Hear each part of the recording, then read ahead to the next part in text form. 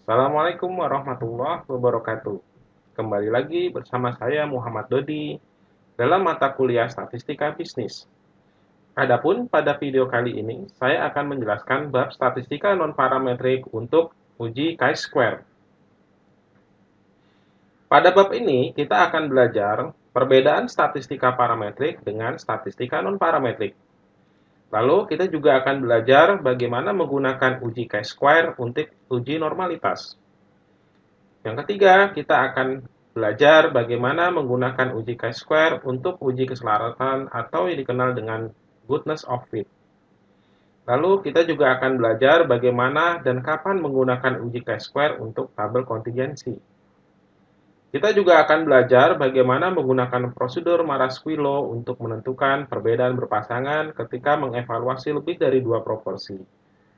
Dan terakhir, kita akan belajar bagaimana menggunakan uji chi-square untuk uji independensi. Baik, kita mulai mempelajari uji chi-square. Sebelumnya, kita harus tahu perbedaan statistika parametrik dengan statistika non-parametrik. Statistika non-parametrik adalah metode statistika yang tidak memerlukan pembuatan asumsi tentang bentuk distribusi atau statistika yang bebas distribusi. Sehingga kita tidak memerlukan asumsi terhadap populasi yang akan diuji.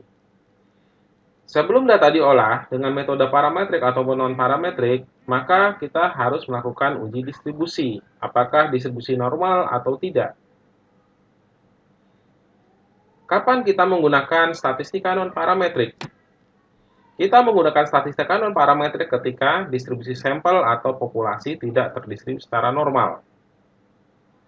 Lalu yang kedua, kita menggunakan statistika non-parametrik ketika tidak ada persyaratan asumsi tentang bentuk distribusi populasi yang menjadi objek penelitian. Lalu kita menggunakan statistika non-parametrik apabila hasil pengukuran itu menggunakan data ordinal atau data berperingkat. Dan kita juga menggunakan statistika non-parametrik apabila hasil pengukuran menggunakan data nominal. Data nominal di sini adalah data yang berbentuk kode. Misalkan di sini jenis kelamin diberikan kode laki-laki dan perempuan. Nah, pengkodean tersebut tidak berimplikasi lebih rendah atau lebih tinggi dan hanya sekedar kode. Misalkan di sini laki-laki kita kasih kode 1, perempuan kita kasih kode 2. Angka di sini bukan berarti perempuan lebih besar dibanding laki-laki. Ini hanya sekedar kode karena dalam software statistika, software itu tidak bisa membaca data nominal. Dia harus membaca data kode berupa angka. Nah, di sini peran statistika non-parametrik itu begitu penting sekali. Jenis-jenis statistika non-parametrik antara lain adalah chi-square yang akan kita pelajari pada pertemuan hari ini, yaitu terdiri dari uji normalitas data, uji keselaratan atau goodness of fit, dan uji independensi. Lalu pada pertemuan berikutnya kita akan belajar sign test, Wilcoxon test, Kruskal-Wallis, dan korelasi Rank-Spearman. Baik, kita masuk ke uji normalitas data. Uji normalitas data itu bisa diuji atau dites dengan menggunakan uji chi-square. Apa itu uji normalitas? Uji normalitas digunakan untuk menentukan apakah suatu frekuensi dari pengamatan atau frekuensi observasi yang biasanya dinotasikan dengan FO. FO ini singkatan dari frekuensi observasi sesuai dengan sekelompok frekuensi yang diharapkan atau yang disingkat dengan frekuensi ekspektasi. Jadi FO frekuensi observasi, FE adalah frekuensi ekspektasi. Yang distribusinya mendekati kurva normal.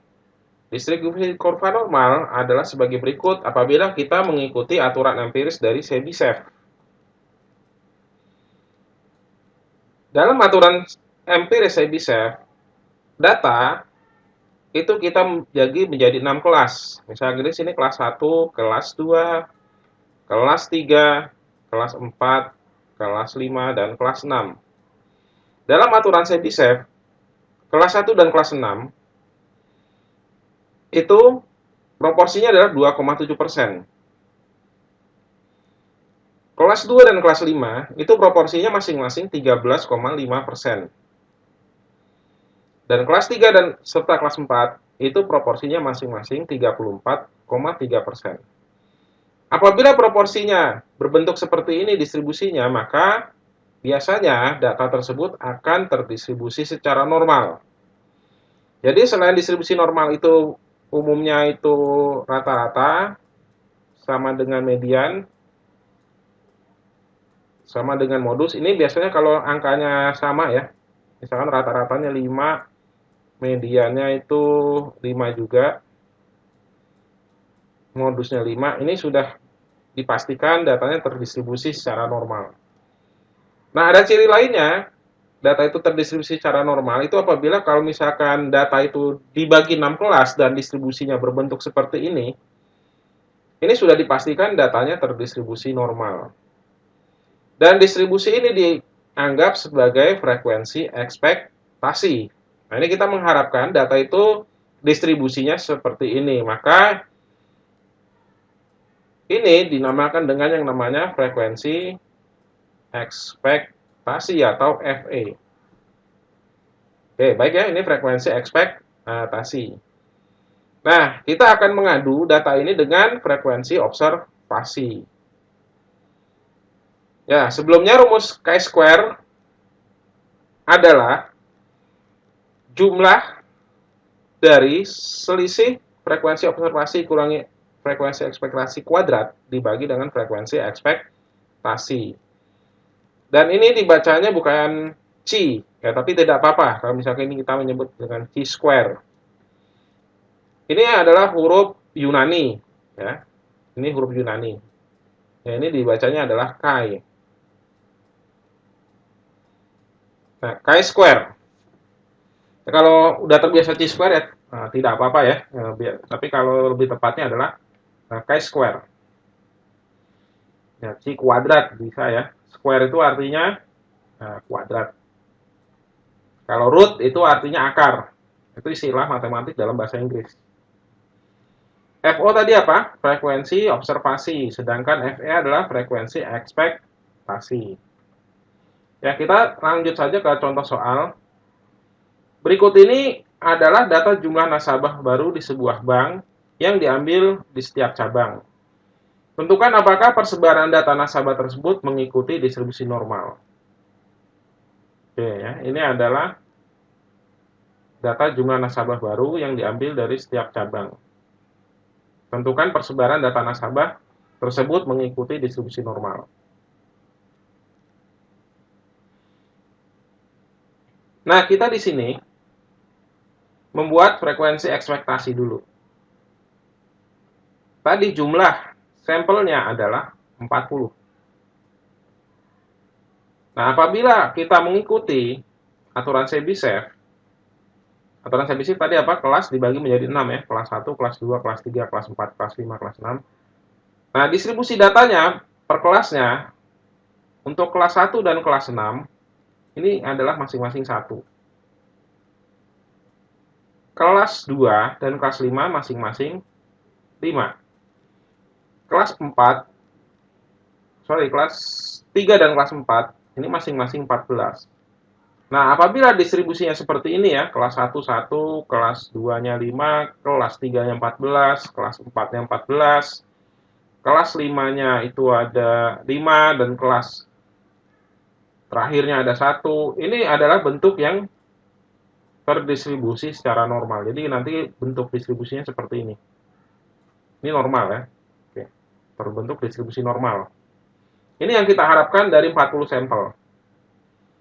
Jadi 40 sampel kalau terdistribusi normal, ini distribusinya seperti ini ya, 1, 5, 14, 14, 5, 1. Nah, sekarang kita mengambil data yang tadi ini, kita buat yang namanya distribusi frekuensinya seperti apa. Nah, oke ya. Ini angka terkecil berapa?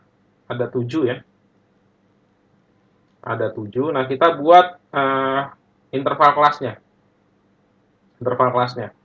Ini kita bagi ya. Nah, kelas 1 itu adalah kelas 6 sampai 9, kelas 2 itu 10 sampai 13, kelas 3 14 sampai 17, kelas 4 18 sampai 21, kelas 5 22 sampai 25, kelas 6 26 sampai 29. Ini adalah kriteria kelasnya. Ya, kelas 1, 2, 3, 4, 5, dan 6. Nah, sekarang dari data ini kita melakukan penturusan.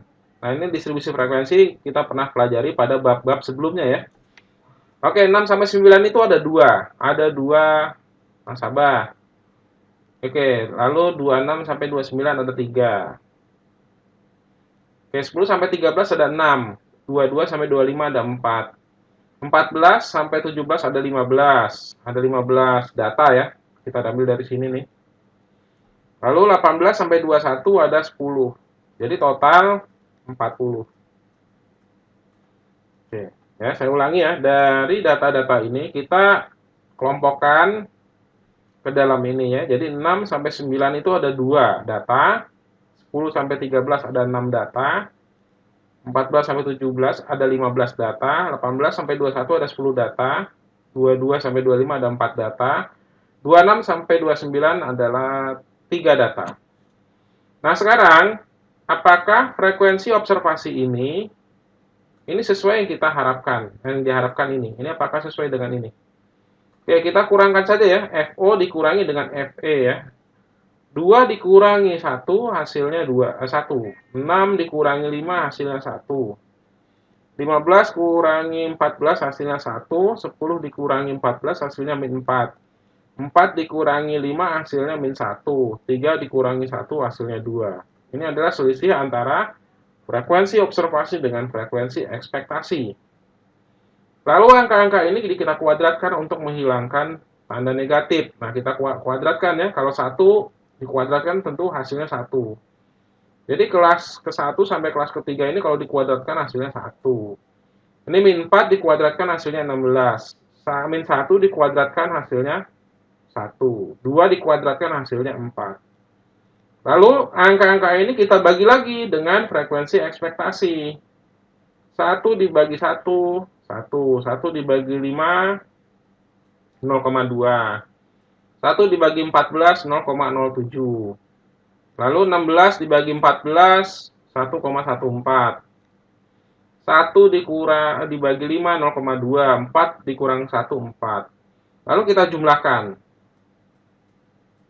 Hasilnya adalah 6,61.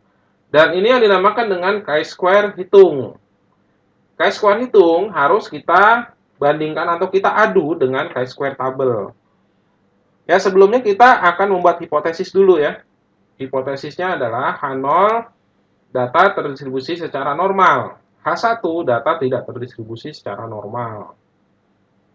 Degree of freedom, masih ingat ya degree of freedom ya?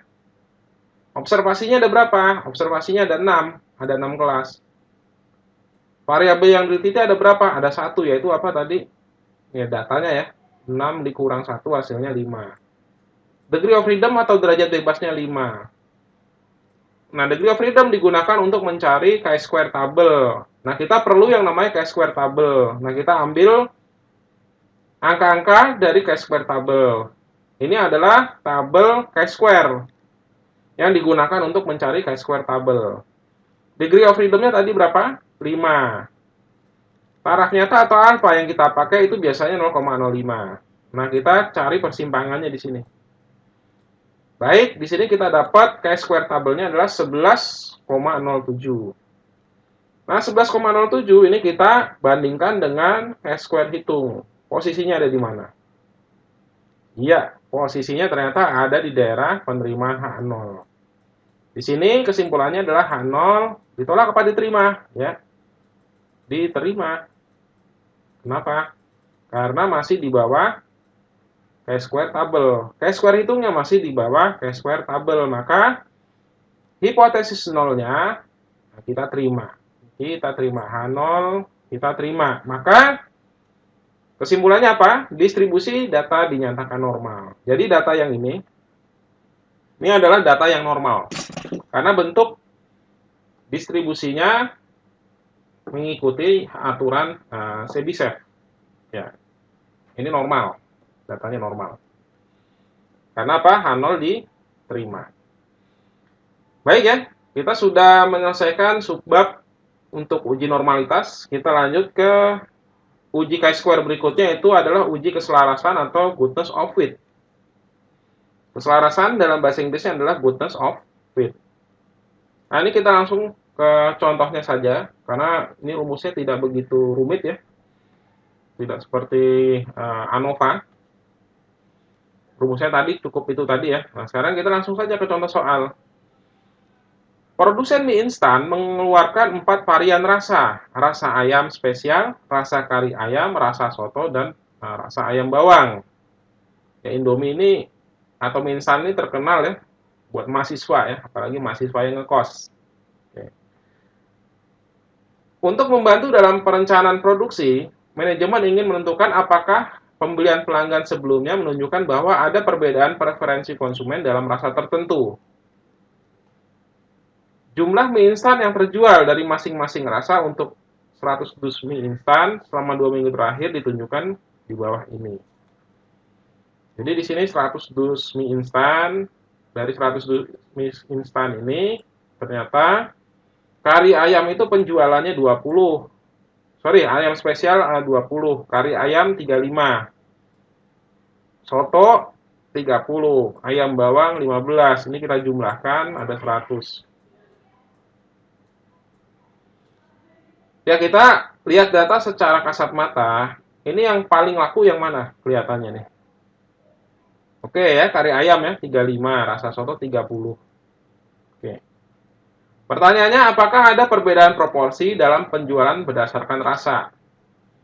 Ini adalah frekuensi observasi. Kita simbolkan dengan FO. Nah, tentunya kita harus tahu frekuensi ekspektasinya itu apa. Nah, ini dia. Ini frekuensi ekspektasi. Biasanya produsen itu ingin semuanya itu laku. Artinya tidak ada perbedaan atau tidak ada kesenjangan, itu keinginan produsen biasanya tuh. Ngeluarin varian itu maunya semuanya laku. Makanya dari 100 itu harapan dari produsen itu adalah masing-masing kejual 25, 25, 25, 25. Tapi kenyataannya kita lihat di sini, yang paling laku malah kari ayam 35. Keinginan produsen itu masing-masing 25. Ya, tapi ternyata pada kenyataannya ayam spesial cuma 20, kari ayam melebihi ekspektasi, soto melebihi ekspektasi, nah ayam bawang di bawah ekspektasi. Jadi ini intinya uji keselarasan itu adalah uji apakah kenyataan itu sesuai dengan harapan. Ya, apakah kenyataan itu sesuai dengan harapanan? Harapannya kan 25, 25, 25, tapi ternyata kenyataannya tidak. Tapi di sini jumlahnya tentunya sama-sama 100 ya.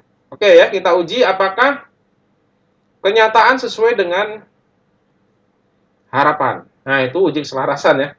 Apakah kenyataan sesuai dengan harapan. Oke, kita langsung saja. F0 dikurangi FE. 20 dikurangi 25 min 5. 35 kurangi 25, 10. 30 dikurangi 25, 5. 15 kurangi 25 min 10. Ini kita kuadratkan ya. Kita kuadratkan. 5 dikuadratkan 25, 10 dikuadratkan 100, 5 dikuadratkan 25, 10, min 10 dikuadratkan 100. Nah, angka-angka ini kita bagi lagi dengan frekuensi ekspektasi ya, masing-masing dibagi 25. Karena rumusnya adalah selisih kuadrat dibagi dengan frekuensi ekspektasi.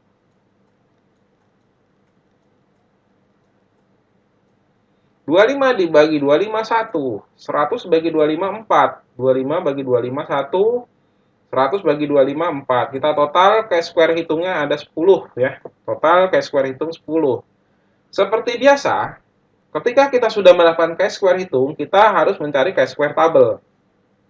Nah, sebelumnya kita buat hipotesisnya dulu. Hipotesisnya adalah proporsi masing-masing rasa itu sama ya, 25, penjualannya sama. Lawannya berarti tidak sama ya. Atau boleh ditulis FO sama dengan FE untuk H0. Artinya apa? Kenyataan sesuai dengan harapan ya. Kenyataan sesuai dengan harapan. Ini maksudnya itu ya. Lalu di sini kenyataan tidak sesuai dengan harapan. Oke. Nah, sekarang derajat bebasnya berapa? Sebelumnya sampelnya berapa tadi? Ada 4 rasa ya. Ada 4 dikurangi 1.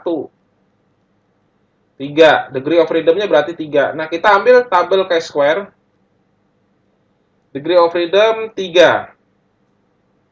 Alpha itu biasanya 5%. Nah, alpha di sini 5% atau 0,05. Chi-square tabel adalah 7,815. Kita sudah dapat chi-square tabel dan juga sudah dapat chi-square hitung. Nah, sekarang kita adu saja ya. 7,815 adalah chi-square tabel, sedangkan chi-square hitungnya 10. H0 ditolak apa diterima? Jadi H0 ini ditolak ya.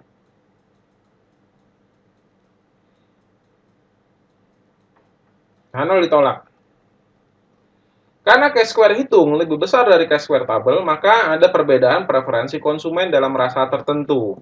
Jadi, kenyataan tidak sesuai dengan harapan. Ya tadi kalau dilihat dari kasat mata, yang laku adalah, yang lebih ekspektasi adalah siapa tadi? Rasa kari ayam dan rasa soto. Nah, ayam bawang itu di bawah ekspektasi. Nah, implikasi manajerialnya atau implikasi bisnisnya apa? Nah, berarti kita kalau produksi untuk rasa kari ayam agak banyakan. Lebih banyak dibanding rasa soto. Nah, itu rasa ayam bawang tadi yang rendah ya. Itu insight bisnisnya yang harus kita ambil. Jadi, kita belajar statistik tidak hanya menghitung saja, tetapi kita harus bisa mengambil keputusan dari uji statistik yang kita lakukan. Nah, akhirnya dikasih rekomendasi bahwa kita harus memproduksi lebih banyak untuk rasa kari ayam. Karena di sini ada perbedaan preferensi konsumen dalam rasa tertentu. Nah, itu inti dari statistika bisnis. Ya, jadi tidak hanya sekedar menghitung angka-angkanya saja. Oke, baik kita lanjutkan. Nah, sekarang ada tabel kontingensi dalam chi-square. Nah, kontingensi table itu apa sih? Ya, ini berguna dalam situasi yang melibatkan banyak proporsi populasi, digunakan untuk mengklasifikasi observasi sampel menurut 2 atau lebih karakteristik ya, berdasarkan 2 atau lebih dari karakteristik. Juga disebut tabel klasifikasi silang atau cross tab. Nah, kita istilahnya sering dengar namanya cross tab. Nah, di sini contohnya adalah preferensi produk kita compare dengan jenis kelamin. Preferensi produk itu jawabannya ada suka dan tidak suka. Jenis kelamin pria dan wanita. Ini ada berapa kategori nih? Ada 2 ya. Ini ada 2. Jenis kelamin ada 2 kategori. Nah, dinamakan dengan tabel 2x2 karena 2 kategori dengan 2 kategori. Nah, misalkan kita memeriksa sampel 300 responden, didapat tabel kontingensi seperti ini ya. Ini namanya cross tab ya. Jenis kelamin orang ditanya satu-satu, jenis kelamin wanita dan pria. Lalu ditanya apakah suka dengan produk yang dikonsumsi atau tidak. Nah, ternyata di sini wanita yang menyukai produk ada 12, pria yang menyukai produk ada 24. Dari berapa pria? Dari 180. Wanita 120 yang suka cuma 12, ini 10%-nya nih. Yang tidak suka ada 108, total ada 300. Yang tidak suka ada 204. Yang suka terhadap produk ada 36. Ya, ini nggak tahu produk apa ya, banyak yang nggak suka nih. Oke. Nah, pertanyaannya adalah, apakah ada pengaruh jenis kelamin terhadap preferensi produk ya? Apakah jenis kelamin mempengaruhi preferensi produk? Nah, ini biasanya kalau dalam tugas akhir, ya biasanya kalau dua-dua datanya kategorik ya, variabel independennya kategorik, variabel dependennya kategorik, kita biasanya menggunakan tabel kontingensi atau uji chi-square ya, atau tabel cross-step.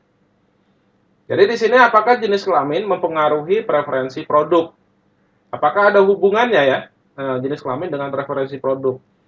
Nah, penyelesaian masalahnya atau problem solvingnya itu menggunakan tabel kontingensi dan yang akan kita uji dengan chi-square.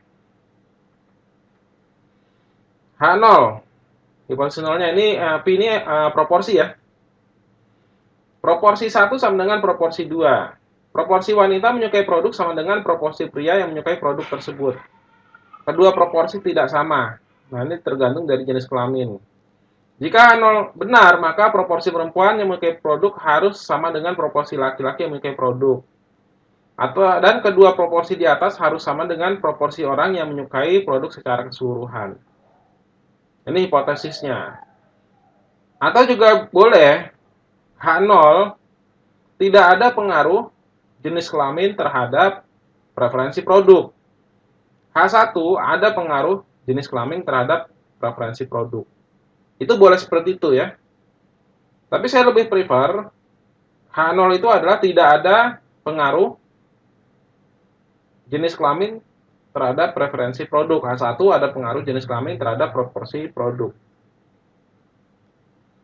Nah, diasumsikan setiap sel dalam tabel memiliki frekuensi yang diharapkan setidaknya 5 ini ya, kalau untuk tabel kontingensi.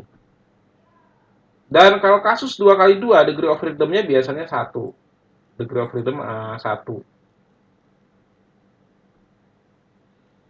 Nah, statistiknya itu ya seperti biasa ya, chi-square tabel dengan chi-square hitung. Nah, ini chi-square tabel nih. Ini chi-square hitungnya nanti tergantung dari hasilnya ya. Nah, baik ya, kita langsung saja ke perhitungannya ya. Dari yang tadi tuh. Sekarang kita lihat di sini. Kita membuat frekuensi ekspektasi yang diharapkan. Ingat, setelah dari tabel kontingensi, langkah berikutnya adalah membuat frekuensi ekspektasi. Di sini, kita menghitung ekspektasinya dulu ya. Total yang suka ada berapa tadi? Ada 36. Untuk wanita ada 120. Total keseluruhan ada 300. Maka di sini frekuensi ekspektasinya untuk wanita yang menyukai produk adalah 36 dari sini dikali 120 dibagi dengan 300. Ini 120 dari sini ya. Kita dapat frekuensi ekspektasi pertama adalah 14,4. Lalu berikutnya, frekuensi ekspektasi berikutnya untuk pria yang suka. Didapat dari mana? 36 dikali 180 dibagi dengan total 300. Frekuensi ekspektasi pria yang suka adalah 21,6. Sekali lagi ingat di sini, kita di sini mencari yang namanya frekuensi ekspektasi. Kalau pada contoh soal sebelumnya, frekuensi ekspektasi itu sudah given atau sudah disebutkan, sudah disediakan. Kalau di sini kita frekuensi ekspektasi untuk tabel kontingensi, kita harus mencari sendiri. Nah, ini cara mencarinya ya. Sekarang untuk wanita yang tidak suka terhadap produk. Yang tidak suka total ada berapa? Ada 264. Yang suka ada, yang wanitanya ada berapa? 120. Maka di sini 264 dikali 120 dibagi 300. Hasilnya sama dengan 105,6. Ini adalah frekuensi ekspektasi wanita yang tidak suka. Lalu kita ke pria. Yang tidak suka ada 264, pria ada 180. 264 dikali 180 dibagi total ada berapa? 300. Total ada 300. Nah, inilah yang dinamakan dengan frekuensi ekspektasi dalam tabel kontingensi ya. Dalam tabel kontingensi. Sekali lagi sebelumnya ya, pada uji chi-square sebelumnya, itu frekuensi ekspektasi sudah dikasih atau sudah ada angkanya. Nah, kalau ini kita suruh nyari sendiri kalau untuk tabel kontingensi. Nah, ini cara mencari frekuensi ekspektasinya. Nah, sekarang kita adu dengan frekuensi observasinya. Tadi wanita yang suka itu observasi 12, diharapkan tadi berapa? 14,4. Pria yang suka observasinya 24, ekspektasi yang tadi kita hitung ada 21,6. Wanita yang tidak suka observasinya ada 108, yang tadi kita hitung ekspektasinya 105,6. Pria yang suka observasinya 156, sedangkan ekspektasinya 158,4. Nah, ini kita nanti akan ngurangin ini ya. Kita akan cari selisih, lalu kita kuadratkan, lalu dibagi dengan ekspektasi. Nah, angka-angka ini yang kita ambil adalah angka-angka yang ada di sini.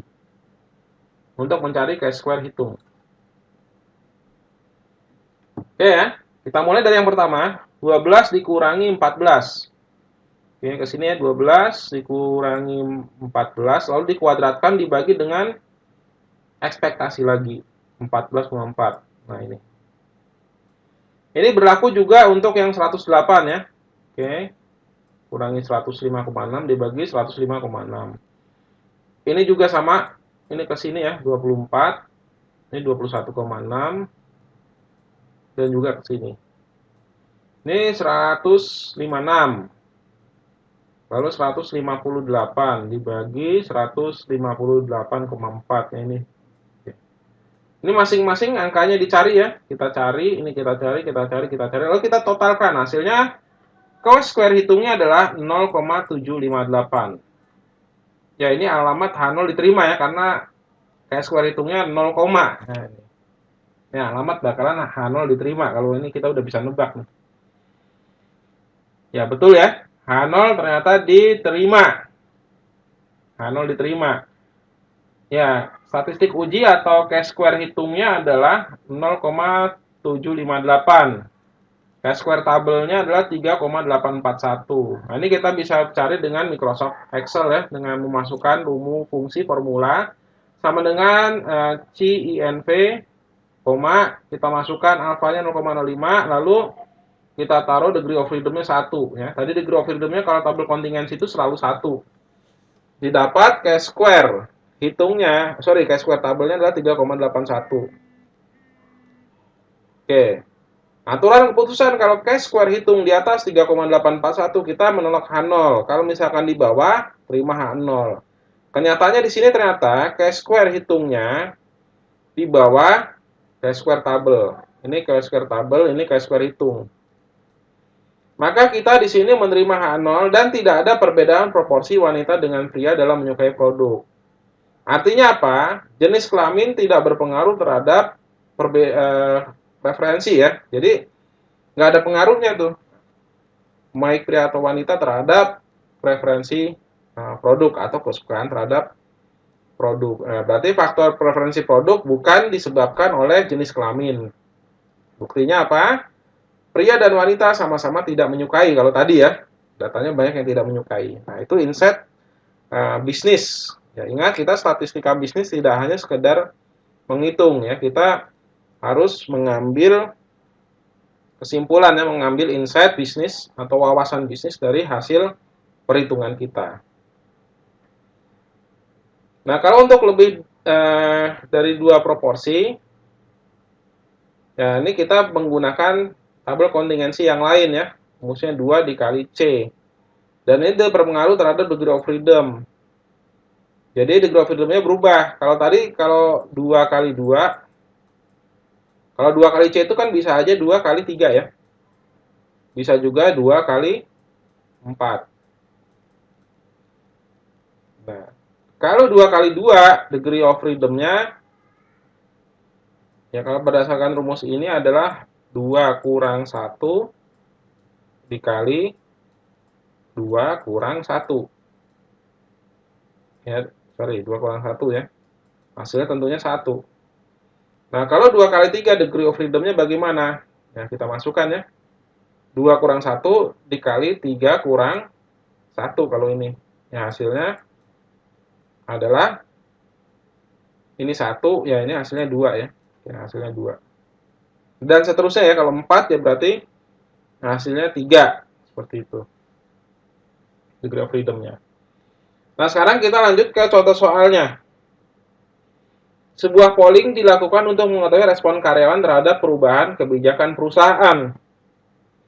Sebanyak 1.500 karyawan yang terdiri dari bagian pemasaran, produksi, dan pengiriman dilibatkan dalam polling atau jajak pendapat.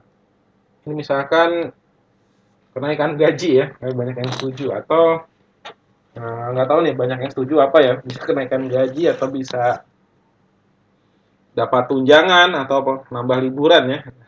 Nggak tahu nih polling apa nih, nggak jelas ya. Oke. Intinya di sini terdapat pendapat setuju dan tidak setuju diadakan di bagian pemasaran, produksi, dan pengiriman. Yang setuju total ada 1.040 karyawan. Yang tidak setuju adalah 460. Total karyawan yang ditanya ada 1.500. Pemasaran yang setuju ada 410, yang tidak setuju ada 90. Ya, ini masing-masing karyawan jumlahnya sama ya. Pemasaran 500, produksi 500, pengiriman 500. Nah, ini. Oke. Nah, pertanyaannya adalah apakah ada pengaruh bagian terhadap bagian usaha ya? Terhadap keputusan jajak pendapat. Nah, ini kita lihat di sini. Ya, seperti biasa ya. Kita mencari frekuensi ekspektasi. Sekali lagi ya, tampil kontingensi itu frekuensi ekspektasi itu tidak diberikan secara gratis. Kita harus cari sendiri ya. Nah, kita mulai dari yang bagian pemasaran yang setuju. Total yang setuju itu ada 1.040. Pemasaran ada 500. Nah, kita kali ya. 1.040 dikali 500 dibagi 1.500. Ini 1.500 apa? Totalnya nih 1.500. Nah, frekuensi ekspektasinya adalah 346,67. Yang tidak setuju, ya kita cari juga nih. Yang tidak setuju ada berapa? 460. Pemasaran ada 500 dibagi 1.500. Totalnya 1.500. Nah, sekarang kita ke bagian produksi ya. Ini sama nih 1.040. Ini sebenarnya nggak jauh beda ya. Ternyata sama semua nih. Karena kebetulan jumlah karyawannya sama, jadi hasilnya sama semua. Ya udah nggak kita hitung. Jadi kita copy paste aja ya. Kita copy paste ya karena sama semua nih. Oke. Jadi frekuensi ekspektasinya hampir sama ya. Oke. Nah, sekarang kita cari proporsi secara keseluruhan. Baik ya, yang setuju aja nih, kita ambil yang setuju. Yang setuju berarti ternyata hampir 70% ya. 69,33% karyawan itu menyetujui kebijakan baru perusahaan. Ya kalau 70% ya berarti ya bisa dilaksanakan. Yang nggak setuju bisa aja keluar. Nah, itu seperti itu ya biasanya. Oke. Tapi kita tidak membahas itu. Kita membahas statistiknya nih ya. Oke, frekuensi observasi dikurangi frekuensi ekspektasi. Ini masing-masing nanti dikurangkan lalu dikuadratkan. Ya, lalu dikuadratkan. Nah, hasilnya seperti ini ya. Ini hasil-hasil ini kita cari yang 410 kurangi 346,67 lalu dibagi lagi 346,67, hasilnya ini ya. Ini adalah hasil selisih kuadrat dibagi dengan frekuensi ekspektasi. Dan ini kita jumlahkan semuanya ya, 11,571, 26,159, 7,7, 17,409, 0,392. Ini kata jumlahkan didapat ternyata cash square hitungnya adalah 64,1196 ya. Ingat, di sini angka-angka ini dari mana ya? Ya, ini angka-angka ini dari mana nih? Ya dari sini ya. Nah, ini contohnya nih saya kasih contoh ya. 410 dikurangi 346,67 dibagi 346,67. Nah, ini harus hati-hati dulu. Ini kita kurung, kita kuadratkan. Ini dikurangi dulu ya. lalu dikuadratkan dibagi dengan 356,67. Dapatnya ya, 11,571 ya, 11,571. Baik ya, di sini adalah nilai chi-square-nya. Ini namanya dengan nilai chi-square. Nah, ini masing-masing dicari nilai chi-square-nya. Didapat total chi-square-nya adalah 64,11,96. Nah, sekarang kita mencari chi-square tabel ya. Chi-square tabel ini hipotesisnya bisa seperti ini ya. Chi-square tabelnya adalah 5,991. Diambil dari mana? Nah, ini kalau nggak mau cari tabel, pakai aja formula Microsoft Excel ya. CINV, 0,05,2. 0,05 itu adalah alfa ya. Adanya adalah alfa. 2 ini adalah degree of freedom. Chi-square hitung adalah 64,1196. Lalu 5,991 adalah chi-square tabel. Nah, kita menolak H0 dan menyimpulkan bahwa setidaknya satu proporsi responden yang tidak setuju dengan kebijakan perusahaan berbeda di ketiga bagian. Nah, sekarang kita lihat nih. Ini kok bisa gini nih hasilnya. Baik ya. Kalau kita perhatikan di sini, pemasaran itu unggul telak ya, yang setuju. Pengiriman juga unggul telak, tapi di sini untuk bagian produksi ini hampir imbang. Ya, hampir imbang. Jadi di sini proporsinya tidak sama nih. Proporsinya tidak sama antara pemasaran, produksi, pengiriman, yang beda sendiri nih di bagian produksi. Nggak tahu ini kebijakan apa ini ya. Mungkin kebijakan uang transport bisa jadi. Ya, kebijakan uang transport, penambahan uang transport bagi yang mobile. Nah, sementara bagian produksi itu kan kerjaannya di pabrik aja ya, nggak kemana-mana. Nah, pengiriman, pemasaran itu mobile. Ini bisa jadi kasusnya seperti itu ya. Bagian produksinya itu banyak yang tidak setuju. Ya, karena mungkin bagiannya sedikit ya, nggak dapat bonus kali ya. Oke. Bisa jadi seperti itu. Jadi, artinya apa di sini? Ada satu divisi yang tidak yang ternyata tingkat setuju dan tidak setujunya hampir imbang. Sementara bagian pemasaran dan pengiriman itu hampir telak ya, yang setuju banyakkan yang setujunya. Kalau yang di bagian produksi itu hampir imbang ya. Nah, sekarang kita ambil insight-nya apa? Oh, ternyata ada perbedaan. Jadi ada perbedaan proporsi. Artinya apa? Ada pengaruh bagian perusahaan terhadap hasil polling. Ternyata ada banyak yang nggak setuju di bagian produksi, di bagian divisi produksi. Yang pemasaran sama pengiriman ya seneng-seneng aja. Ya ini bisa jadi terkait kebijakan mengenai uang transport atau uang bensin. Karena pemasaran itu mobile, pengiriman mobile. Produksi ya cuman di pabrik aja ya, nggak kemana-mana. Itu bisa jadi seperti itu. Oke, jadi bisa jadi kebijakan perusahaan ini harus dievaluasi lagi. Ya kalau diterapkan nanti bagian produksi bisa mogok kerja, repot lagi nanti itu. Nah itu ya insight dari bisnis, dari perhitungan statistik yang kita lakukan. Jadi di sini apa? Ada satu proporsi responden yang tidak setuju dengan kebijakan perusahaan ini berbeda, ada yang berbeda, yaitu tadi bagian produksi. Yang sama itu tadi yang pemasaran dan pengiriman itu sama banyak setujunya, tapi yang produksi ini banyak yang tidak setuju juga, hampir imbang tadi ya kalau kita lihat.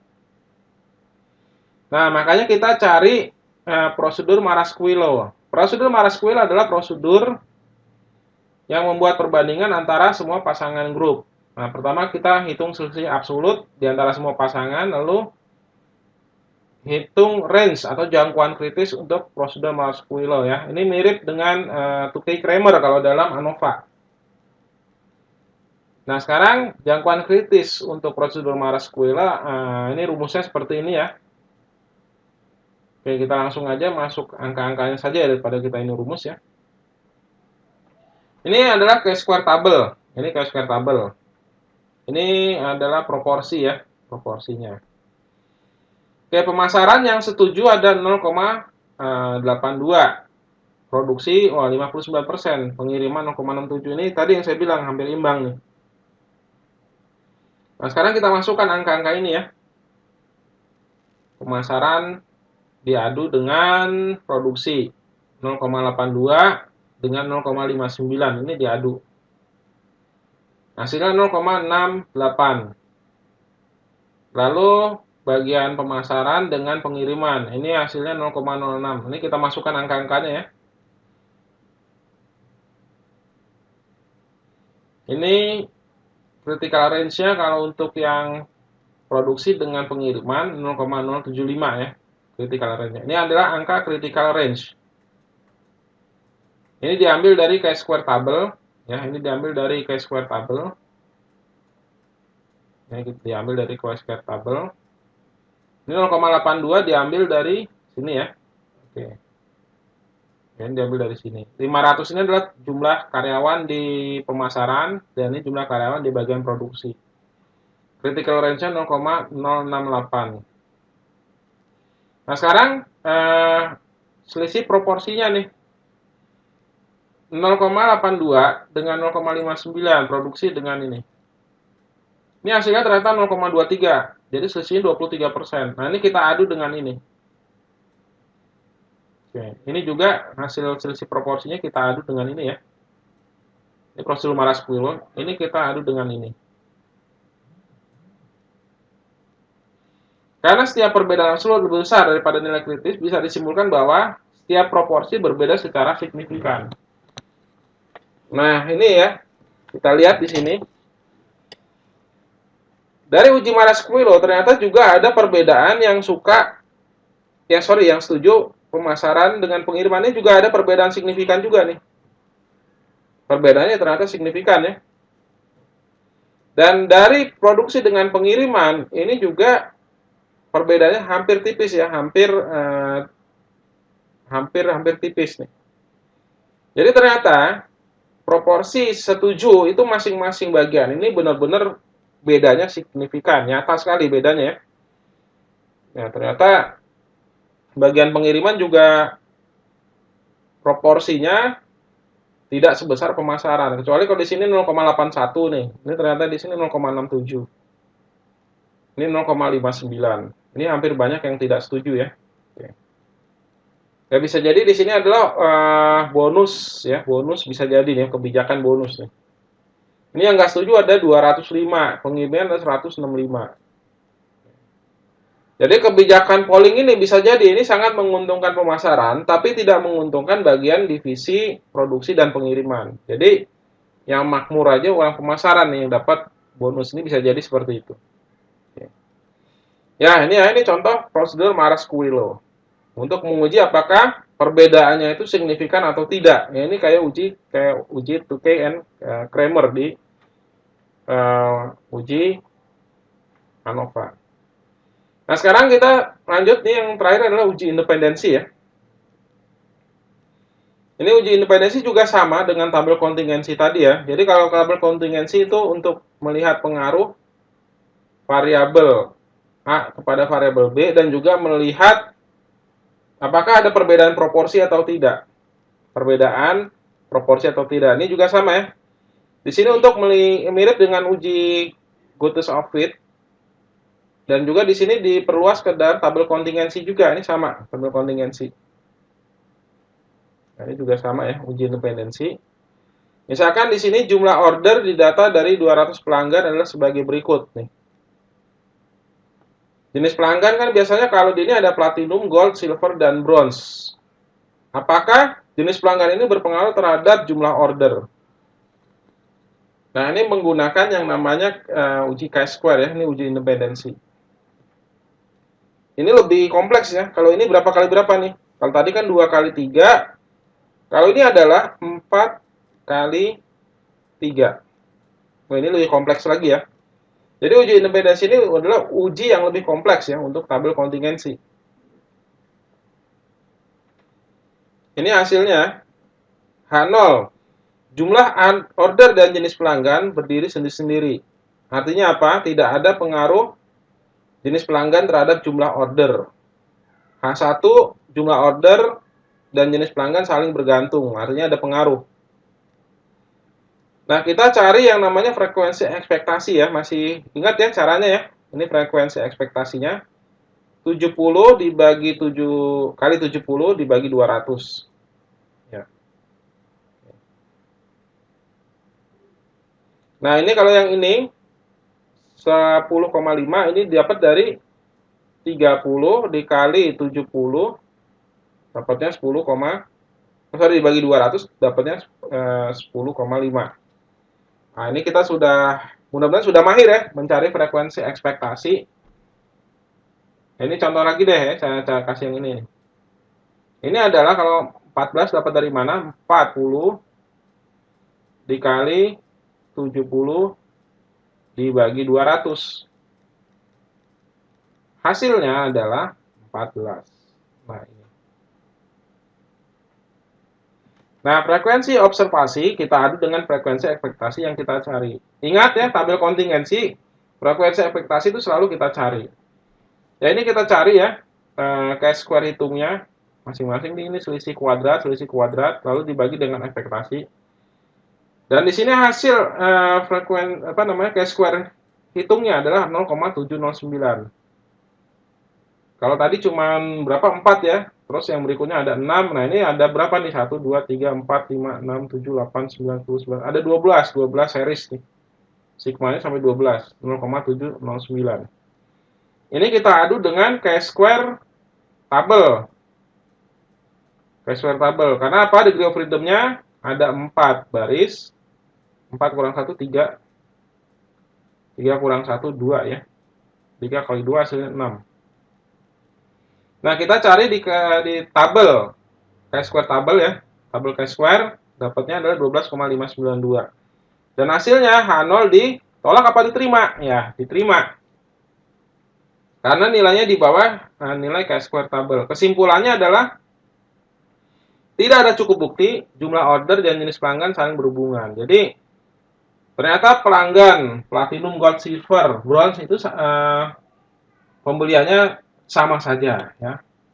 Nah, berarti insight-nya apa kalau gitu? Nah, insight-nya kalau gitu nggak ada ini ya, mending nggak usah bikin peringkat-peringkatan, ternyata sama aja ya. Kecuali kalau ada perbedaan, berarti memang penerapan pembagian konsumen atau pelanggan itu tepat. Tapi di sini tadi buktinya apa? Pembelian platinum, bronze, silver, gold itu sama aja ya. Penjualannya sama aja, nggak jauh beda. Oke. Jadi jenis pelanggan berdasarkan kategori tadi ya, platinum, gold, silver, bronze, itu tidak berpengaruh terhadap jumlah order. Ya, ordernya sama saja mereka ya. Order sama saja. Oke ya, kita sudah mempelajari apa saja nih. Ini udah selesai ya. Ya, kita sudah belajar uji normalitas, uji keselarasan atau Gaussian of fit, lalu membuat tabel kontingensi dan menguji dengan chi-square dan uji independensi. Dan kita juga membedakan apa itu statistika non parametrik dan statistika parametrik. Ya, nanti pada pertemuan selanjutnya kita akan membahas jenis-jenis statistika non parametrik. Jadi pertemuan sebelumnya adalah statistika parametrik. Nah, sejak pertemuan sekarang ya saat ini sampai besok pada pertemuan depan itu kita akan membahas statistika non parametrik pada video selanjutnya. Baik ya, materi ini referensinya dapat dari mana? Dari buku Statistic for Managers using Microsoft Excel 9 edition yang ditulis oleh Levin dan kawan-kawan, penerbitnya Pearson dan diterbitkan pada tahun 2020. Insya Allah ini materi update pada saat video ini dibuat. Baik ya, saya akhiri. Ya, alhamdulillah. Assalamualaikum warahmatullahi wabarakatuh.